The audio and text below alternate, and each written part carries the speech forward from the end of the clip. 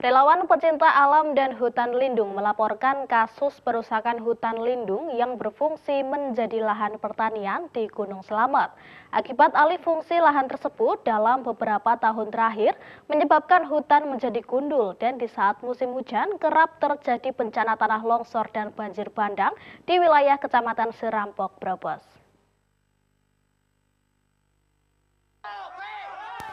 Tidak hanya kasus kekerasan terhadap para relawan hutan lindung di lereng Gunung Slamet yang ada di Desa Dawuhan yang dilaporkan ke polisi. Namun berbuntut panjang di mana relawan hutan lindung melaporkan ke Polres Brebes terkait perusakan hutan lindung yang beralih fungsi menjadi lahan pertanian.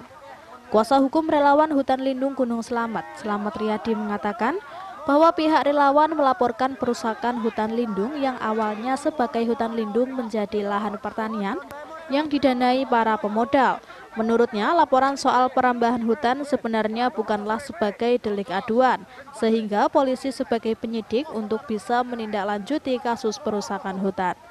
Bahwa kami tim penasihat hukum dari relawan Gunung Slamet telah melaporkan dugaan pengerusakan hutan lindung di wilayah hukum Kabupaten Brebes.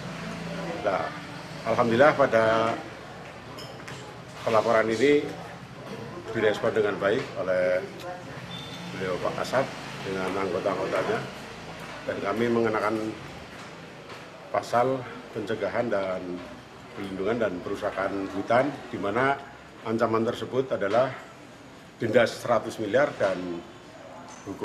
Sementara seorang relawan hutan lindung, Dimyati, mengatakan hutan lindung yang telah mengalami alih fungsi lahan menjadi lahan pertanian dengan ditanami sayur-sayuran seluas 800 hektar yang dilakukan sejak 5 tahun terakhir.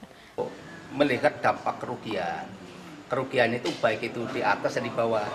Kalau di atas itu dampaknya terjadinya banjir bandang dan tanah longsor. Kalau ke bawah itu nanti dampaknya itu tentang masalah masa depan air.